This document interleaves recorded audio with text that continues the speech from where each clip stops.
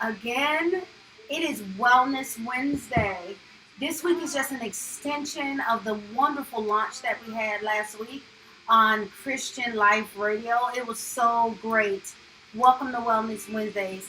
If you're just catching us now, if you're scrolling through, or if you happen to catch us on the replay, I am Andrea Josephs, licensed professional counselor, field traumatologist, and I'm the mom of 5 girls, which makes me a self-proclaimed certified princess producer. I love that. So my name is Dr. Monica Rippey. I am a nurse first. I'm always going to be a nurse first, but I went back and I got my doctorate in administration, and now I own this practice with my mom, Miss Josephs, and we started this wellness thing as kind of like an extension of what we do. So wellness is all about just living your most optimal life, and so we love it. We're passionate about it. I became passionate about it in my doctorate degree, and I'm still doing it. And now I am a mom of one, her second grandbaby, one baby girl named Shiloh. How about you, kids? My name is Karis Justice. I'm 17 years old. I am making the transition between high school to college, and I'm just here to not only learn, but help in any way that I can. Absolutely. If you notice it, that we have tried to have different representation from different age groups. I'll often say that I'm a woman of a certain age. So at this time, I'm kind of stuck between empty nesting because I have a 30-year-old, and then I have my 12-year-old. Monica is the new mom, and Karis is going to give us some perspective of an emergent young adult. We believe in everything optimal, everything well, and everything holistic. Everybody's wellness is different. So we'll be talking about wellness as we go along. We'll be talking about practical things we've had as a family and as people to overcome adversity. So really it's about us grabbing hands together and going on the journey of wellness. And let's just give you some practical tips from what we lived through. Absolutely. So we've got this cool little screen over here where we can see you guys' comments. We want you to like. We're going to scroll over here a little bit in a second, so we can see you guys. We want you guys to say hey from where you're from. We want to say we want you to comment, share, like, anything that you want to do. But we would love to hear your feedback. So give us feedback as we begin to talk. Yeah, we just want to thank you guys for everybody that was able to come on last week, and we're going to try to move things up so we can see your comments and see as you come in. But thank you for all of the comments you made last week. Thank you for all of the suggestions that you had for us. This is so much about you. It is very much about you. We want to be a wellness community. We want to be able to share things, but we want to know what's important for you. A lot of times when we come in, if you're viewing the live, we'll have different things tagged in the comment. Hi, Christy. How are you, Christy? Thank you for joining us. But we'll have different resources tagged in the comments, so you'll be able to utilize those resources. So we're going to give a few more seconds for people to pop in, and then we're going to get started. So tonight, what we are talking about, I'm very excited about this topic because it's so relevant to so many of us right now.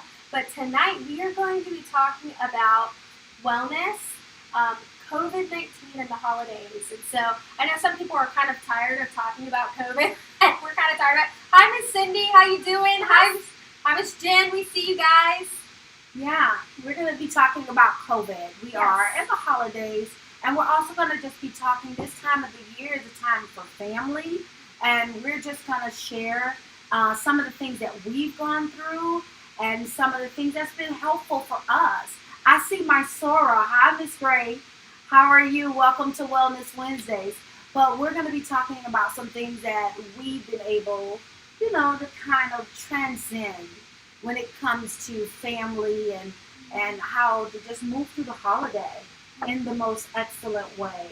So just, you guys hold tight, click like, and share the video with anybody that you feel like this content will be helpful. Or hi, Miss Saida, how are you?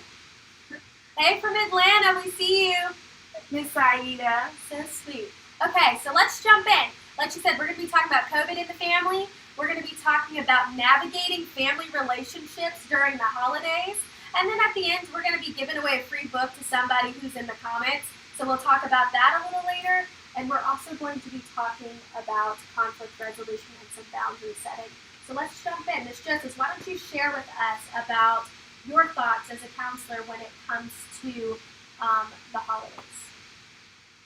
When it comes to the holidays, not just even in COVID, the holidays are just a difficult time for people all the way around. It's a time that sometimes it's a trigger for memories, and you have loss. Of course, it's a joyous time. We don't want to take that away from it, but we really, in this climate with COVID and everything that's going on, we just want to be really aware that this Christmas may be a new normal for some people. So we really just want to be really intentional about how we engage one another. We want to be really intentional about thinking about people that may have experienced loss. They may not be at the place right now where they can reach out. So what is it that I can do? What simple thing that I can do to make them feel seen and make them feel heard?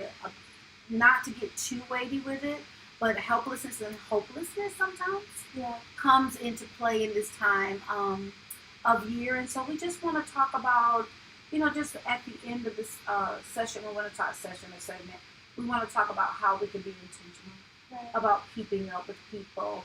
But right before that, we want to talk about family and just how do we navigate that? Like, how do you get through it? And we're going into Christmas, but we're coming out of Thanksgiving. Right. And so for our family, what we had is we had Thanksgiving. I was able to have all 5 of my girls. I say I'm a princess producer because there's 5 girls. And I was able to have us all together during Thanksgiving. And it was just a good time for us to connect and for us to be able to just love on each other. Absolutely. So I have this, really what sparks this conversation. Everything that you guys hear from us from week to week are all going to be about conversations we have had personally in our personal lives. We're regular people that having regular conversations about wellness, trying to just be well ourselves. And so we had this conversation about what the holidays look like for us this year with COVID. We are having a much smaller gathering than we've ever had. And then also just with family dynamics, we had a family talk at the beginning of Thanksgiving. And family talks for us, for references, are where we begin to talk about issues that we might have together. So we'll come together and we'll say, okay, we're not getting along, and we're not getting along for a specific reason, so how can we fix that? And so we had a family talk at the beginning of this year, and we said, wouldn't this be good if we started to talk about how we respect boundaries and how we are as a family during the holidays? This holiday time, usually in every year, normal years, is a time where people tend to, like she said, be sad and have those types of feelings. People often are grieving losses, like if you've lost a parent before or a sibling, or maybe you've lost a job, and we feel like that is heightened now because of COVID. So many people this year have lost a family member, have lost a friend. Like I just lost a personal friend and mentor this past week, and it hit me really hard right before the holidays, and financial losses. People have lost their jobs, and so what do we do to stay and feel connected during this time? How do we handle that? How do we not feel like we're alone or we're sad during the holiday season? I think a big part of it is connection and what I call support networks. So I have, support networks for myself. I call my support networks my power girls, not to negate, having any other relationships with my children, but I have a group of who I call power girls that are my one call girls. Mm-hmm. Like if something is going on, if I can't navigate something, if I need to have some input. And the funny thing about it is, if I have a situation, all I have to do is text in my phone, one call. This is my one call. And within whatever time they're available, they will let me know. They know if I say that I have something going on, that I either need to be vetted by someone I trust, or that I need to discuss with someone that I trust. So I think the major thing is building support networks. Who are those people that you can give that one call to? Right. Who are those people that you can be vulnerable with? That you literally, and I was telling someone else about this, you can tell if an animal is comfortable with you because they'll flip up their underbelly. Right. Right. If they are comfortable, and their underbelly is the most vulnerable part of their body. And so in my mind, I think when I think about the girls that I'm connected to and my one call people, those are the people that I'm going to flip up my underbelly. And I'm going to say, this is going on, or I may feel this in this season. Right. So I think the most important thing is to have community and to develop that. And so if I know somebody, and I used to tell my girls when they were in school, if they transition into a new grade, because when you go from 5th grade to 6th grade, you start over. Then when you go from 8th grade to 9th grade, you're at the bottom of the totem pole. Yeah, the bottom of the feeding pool. So I used to tell them, they say, I'm all alone, they would say sometimes. And I would tell them, look for someone like you. There is someone else that's all alone. Right. There is someone else that is waiting for someone to talk to them the same way. So even if you don't have already established this larger community, you're in here, and Wellness Wednesday is a community. Right. But if you don't have that to your access, then maybe looking for someone who may need that. Oftentimes, we are what we need. I often say that if I need something and I can't find it, then maybe that is something that I'll produce. I like to kind of look at Thanksgiving we had and kind of give some insight on what it looks like. Because it's not conflict is in family and co-worker relationships and marital relationships. It's not when.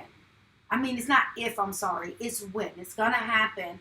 And one thing that I think and I believe is that if you learn to kind of talk about and navigate conflict in non-confrontation or conflict time, then that tool is in your toolbox. Right. So what we're doing tonight is I'm not saying to go to your family and look for conflict. This is not what we're talking about. What I'm saying is if you talk about it, you think about it, then when you get there, you have some tools in your toolbox. Right. What do you guys think about the way we navigated conflict? We failed to mention that Thanksgiving happened, and tell them a little bit about what happened in our family at Thanksgiving. So we actually, and Karis can share a little bit of her perspective on this too. We got together for Thanksgiving, as many did, and we still had a small gathering. We were very respectful of some of the masking and things like that, and we used our social distance. We did like many people did, and we tried to be very cautious. But we managed to get the whole family infected with COVID over Thanksgiving holiday, from my mom, Miss Joseph's, all the way down to my baby. She's 3 months old, Shiloh.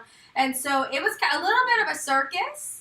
And I'm not going to call out my sister. My sister was in there, and it was, I want to say that she was supposed to be here for 3 to 4 or 5 days, but she ended up getting stuck here for 14 extra days with quarantine.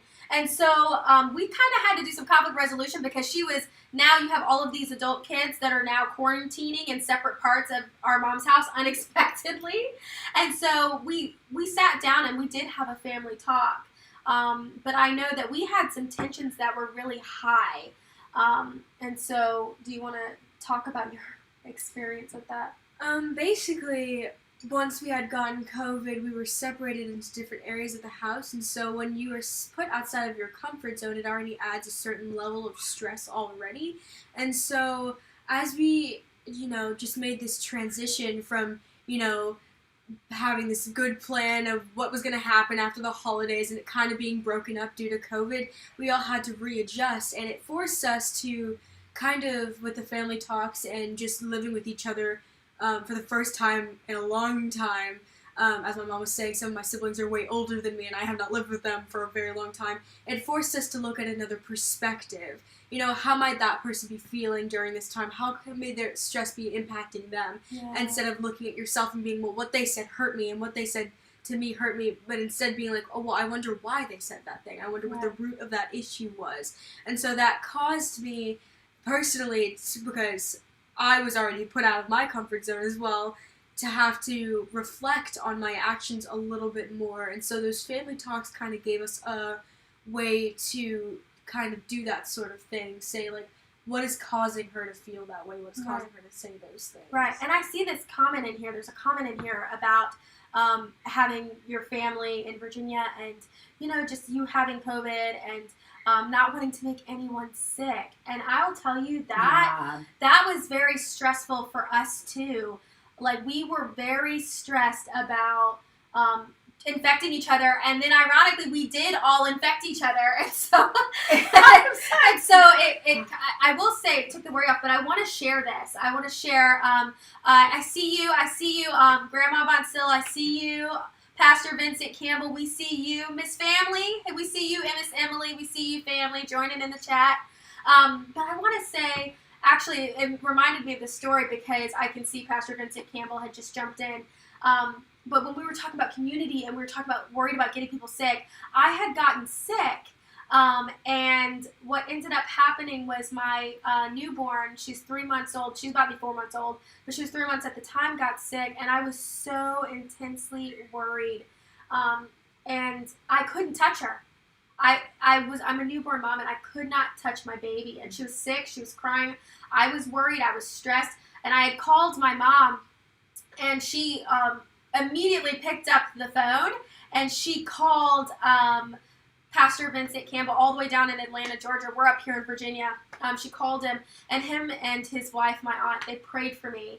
Because for me, prayer is anchoring for me. Other people might anchor themselves in other ways, but for me, that's how I pray. And it meant so much for me to have somebody else from my community, from my support network, pick up the phone and say, I see you're struggling. I see you're having a hard time.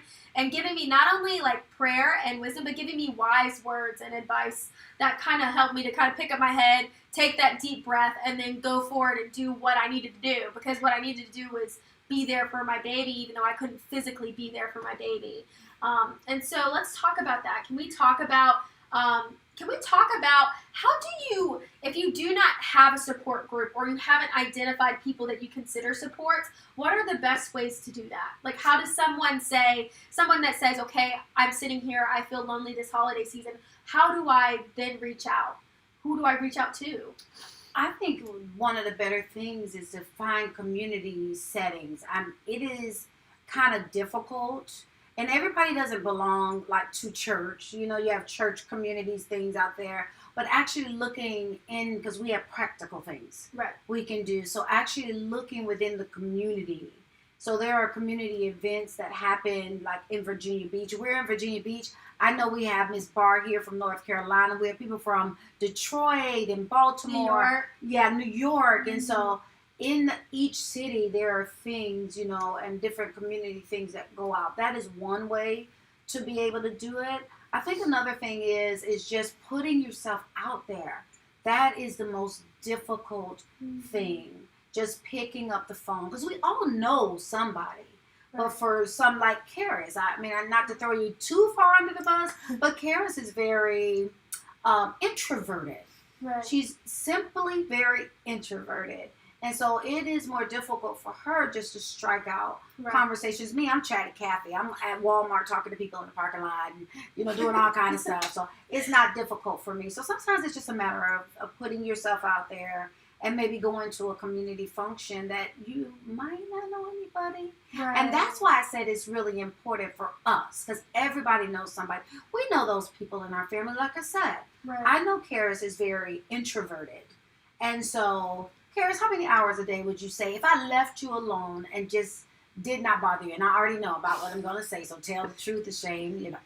How many hours would you say you would stay in your room if all day long. She has stayed in her room sometime, and I'm like, okay, I'm waiting.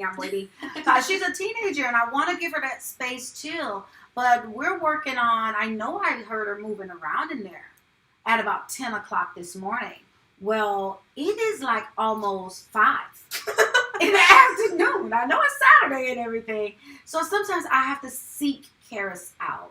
Right. And, you know, I have And to that's remember. just kind of like what I was saying when I was talking about that phone call.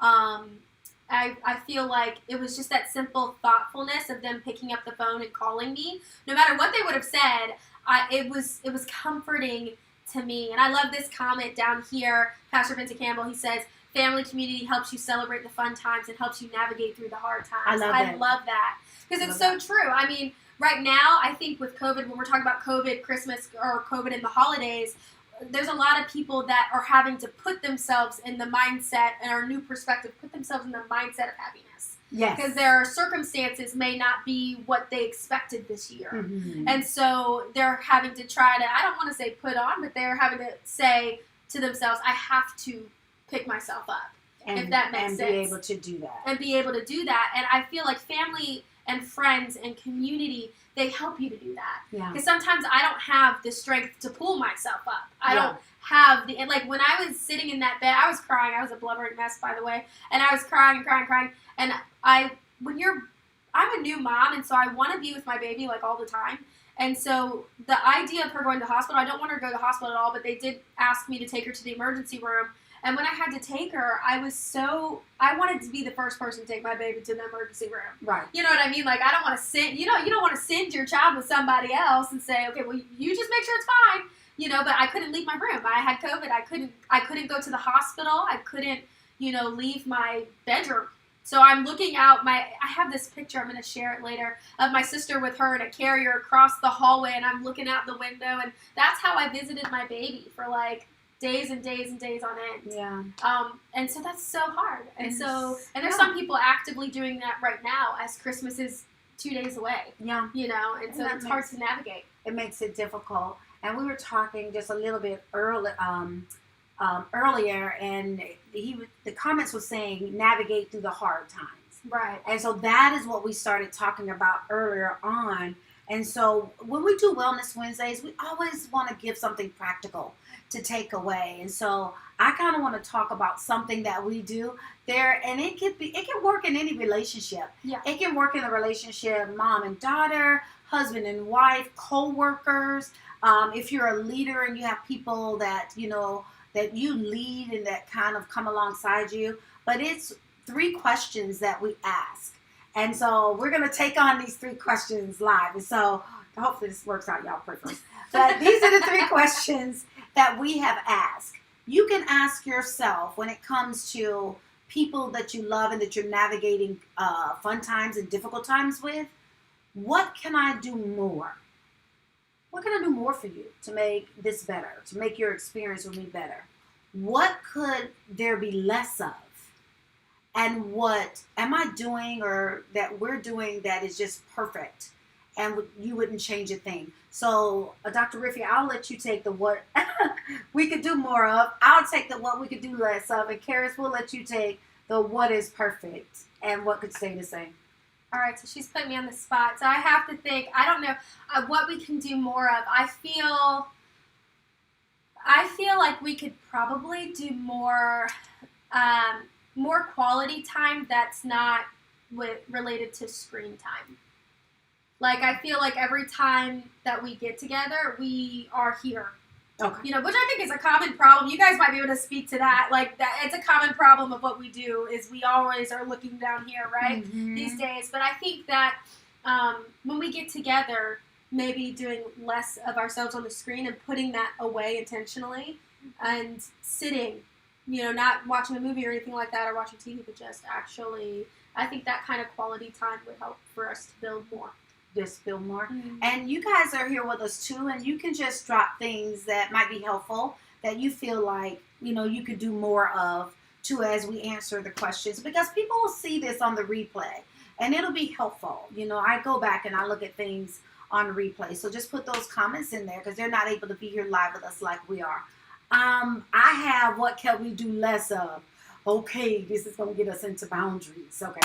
Okay, and I'm gonna be honest. Not that I'm not always honest, but I'm saying is I'm gonna put myself out there. So I am between ages. So I have in our family the 5 girls. I have 5 adult girls ranging from 30 to 26, and then we have the 2 younger girls who we call the littles. So we have the olders and the littles. Well, my whole older set have moved out of the house. So they're adults. And so that puts me like in a sandwich space of, yes, still being a mom, but being an empty nester almost with the adulting children. So I was reminding Monica earlier, I remember a time when so she might have been like 4, but I could pick her up and sit her on the counter and say, listen, that's harmful for you. I don't want you to do it. And when I sit you down, I want you to go and do B. I would redirect her, sit her down. She would go, well, now she's an adult. So she's not good. I can't do that. That's not something I can do. If she even wants me interjecting, not in a bad way. So I think what I, as a mom of adulting children, have learned to do less of is literally just stay in my lane. Like, just really like, I have to trust that everything that I taught them is going to kind of play itself out in the proper way. Or maybe they're just going to learn a lesson like I did in my 20s, like I did in my 30s. So I think less of, for me, can kind of look, like lane staying in any kind of situation. That's so hard. That's so like hard. It's funny because I'm like caught in this crossroads because as one of your adulting children, I'm like, yeah, let's do that. Let's do that. But then like as a new mom too, I'm kind of like, I hope that Shiloh never looks at me and says, stay in your lane. Like I always want to be like in her lane, right? You know what I mean? But so it's like weird because I'm at this weird position where I get what you're saying, but then as an adulting child, I agree too, because I know sometimes we're trying to figure things out ourselves, and there's some things that we may not do the way that you did, or that, or we may do identical to the way that you did, and so that causes conflict. Yeah. A lot of times is to say, I want you to do it this way, and then me being like, well, I don't want to do it that way at all. Yeah. As long as it's not like, for us, we're a big, we've been accused of being called Moral Molly. She calls me Moral Molly all the time. So as long as for me, if it's not a morality issue, then, we do things a little differently, and that's okay. But I think that's going to walk us into our segment talking about boundaries. We're going to touch on boundaries really quickly, but we want to do our third question. Our third question was, what are we doing well? What are we doing well and wouldn't change a thing? What would you say, Karis? I think the thing that we do pretty well is realizing when those conflict resolution kind of talks need to happen. Right. We can recognize, well, even if we don't recognize it in the moment, because when emotions are high, we tend not to know all that. But afterwards, we've come out of that selfish mindset, and we think, well, maybe I should go talk to them about that thing. And so I think we've gotten recently pretty good at that. It's taken some work. Yeah, it's taken some work. It wasn't something we automatically got. We've had talks like these, like, what are we doing that we need to do more, what do we need to do less to get to that point. Right. So. Yeah, I don't want you guys to forget those, and hopefully they're in the chat for you guys. What do I want to do more of? What can we do less of? And what we're doing perfect that could just remain the same. I want to just tap this really quickly before we kind of segue out. Wellness Wednesday is only Thursday, 30 minutes. We're going to try to stay as close into that. If there are things you want to talk about, things that you want to explore, drop them in the comments. And we'll come up in the coming Wednesdays. We're going to really talk about more in depth of what wellness is. But this Wednesday, we just really wanted, to cover. It's about to be Christmas. I'm pretty sure people are running around. I was running around today. So about 2 minutes before we started. Absolutely. So, and I see this comment here. It's a comment talking about, when they're adults and their parents and, hugs, she's got to go to that. But, I think that different family dynamics require different things too. I think that some families are very our family is very matriarch driven. So our personal family, not so much our extended, but our mom is usually the primary person at the head kind of our household and what we're doing.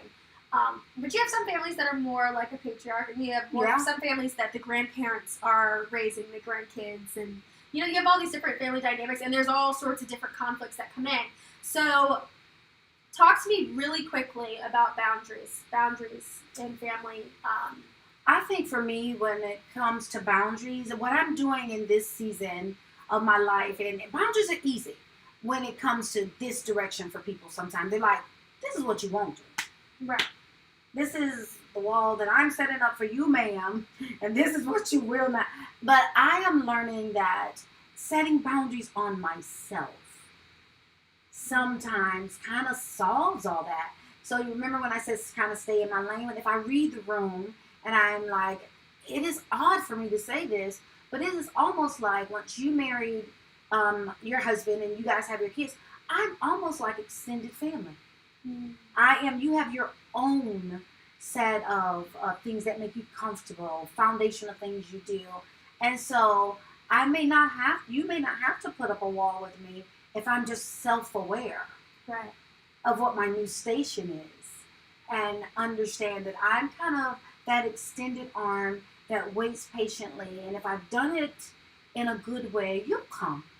You come, like you said, when the new mom, you'll come and ask those questions. Right. So I think really, and I think during the Christmas holiday, there are things that we deal with that we're just, like Kara said, we're getting better at that. That is an indicator that it's something that's going to need more work. So y'all don't be trying to work it all out over the Christmas holiday because it's not going to get fixed. I think that just takes reading the room and self-awareness and saying, okay, this is something we've been working on, and we're not gonna work it out over the who's roast beast. It's like, this is Christmas dinner. Right. So we're just gonna let that go and enjoy Christmas dinner. Right. So it's just about reading the room and deciding, what you need to do. Sometimes I think you got to figure out, is this an issue that we can solve within ourselves with our own skills, or is this something that we need to have some type of mediation, whether that for you, for some people that's a licensed therapist, for some people that's a pastor or other spiritual leader, for, if that's a close family friend that can stay kind of neutral, right? Making sure they're neutral. But I think that sometimes you have to figure out, but it's hard to do over the Christmas holidays. I think mamas and other family members, they're like excited to have everybody in one place, and sometimes you have unresolved issues. Yeah. You have things that you have not, and I've had to deal with this. This is something I'm working on. Like if I have unresolved issue with my sister or unresolved issue with my family or in-law or whoever, how do I, go to Christmas and I enjoy Christmas, right? Because it's like the one day off I get a year, Right. We don't get many days off. So you're trying to have vacation and enjoy and have family time, but also you don't want to bring up something from 10 years ago either. Right. And kind of blow that whole spot up. Right. So this was great. This is great. I think we want to segue and try to kind of let you know where we're going. We talked a little bit about the launch for the COVID care groups that we're having. So I'll let Dr. Riffy share a little bit about that because this is just like the right season. Yeah. I was listening to the news earlier. This was weeks ago. And I remember a psychologist talking about how after traumatic experiences, such as COVID was kind of like a worldwide traumatic experience for a lot of people, people don't tend to feel the effects of those types of things until after they're over. So, right now we're all grinding, we're all striving to just kind of keep ourselves headed in the right direction. We're doing it for our kids, we're doing it for our spouses, our families, whatever. We're getting up, we're going to work, we're trying to keep on even though things are difficult for us right now. But there's going to come a time where we're going to look up, the pandemic will be over, and we're going to start to feel the feelings that we've had to kind of stuff down so that we can keep working. Right. If that makes Right. sense. And so when all of those feelings kind of land with you, we wanted to make sure that we were being cognizant. We feel like we have a responsibility as a business that offers counseling and therapy to make sure that we're caring for our community very specifically. And once that weight drops, we want to make sure that people have free access to the care that they're going to need. Yeah. So the COVID Care Network came to being from that. We just sat down and we were like, we really need to put something together where people can come and have a support group, just like we were talking about earlier, a support network. And so what we're going to be doing is starting January 6th at the top of the year, we're going to have licensed therapists meeting in groups. And these groups are going to begin to unpack and explore and express some of the things that were going on during that time. And so there'll be several groups. We have one group that are for healthcare professionals. Like I said, I'm Nurse First. I see you if you're a nurse, a doctor, a respiratory tech, a CNA, all of it, a med tech. We see you. We know how hard you've been working. We know the strain that it's been for you and your family. And we want to offer a group just for you guys so that you guys can talk about, you guys have been on the front lines and you've seen the effects of physical illness directly. So we have a group for you. We have a group for our education community, for our teachers, our principals, our parents. You guys have been stressed trying to get education to the kids. And it's been so weird. Like, I look back at my high school experience, and I know it was weird for me, just going through hormones and things like that. But then you plop kids in front of a computer and say, figure it out, and the teachers, and that's been hard for y'all. So we want to acknowledge that. We've got a group just for you guys. And then we're going to have 2 other groups for everybody else. Our essential workers, our mamas who are at home, anybody else that just needs to talk. You just need somebody to talk to. And, sometimes it's hard to talk to family about things like that. Yeah. You don't want to stress mom out, or you don't want to stress your sisters out. You don't want to, your husband's got a lot going on. You don't want to bother him. And so the great thing about these groups is they're through Zoom, they're electronic, they're confidential. You can come in there and share your experiences with people that also have had similar experiences. Yeah. And you can start to work and process so we can all move forward in the new year. In a healthy way. In a healthy way. In a healthy way. Yeah. So we are so excited that you guys joined us. Again, this week we are going to have the giveaways. We've run out of time tonight. When you come back next week, we're going to start to talk about the different giveaways and things that we're going to do just to make sure you guys have resources in your hand. So we are going to do that. Remember, there are people, more people watched the Wellness Wednesday in replay last week than we even had live. So remember to share with people that you think might want to hear. We see you. We have an unconditional positive regard for you. We, from our family, we're the Josephs, the Martins, and the Riffies. So I call us the Jomar Riffies. So we just wish your family the best holiday, the healthiest holiday possible. And remember, reach out to someone. Be intentional about showing someone that they're seen and that you care. We will see you guys next week where we're going to begin to talk about what is wellness, the different domains of wellness. Thank you. Thank you so much, Jennifer. Thank you so much, Dee. Always see you, Misty. It's so good to see you. Aunt Sharon, I see you. Yeah. Thank you guys so much. Aunt Julia. We're constantly saying aunt. So we're talking about family, and there's a lot of family here to be able to be with us and support us. Thank you guys, and we'll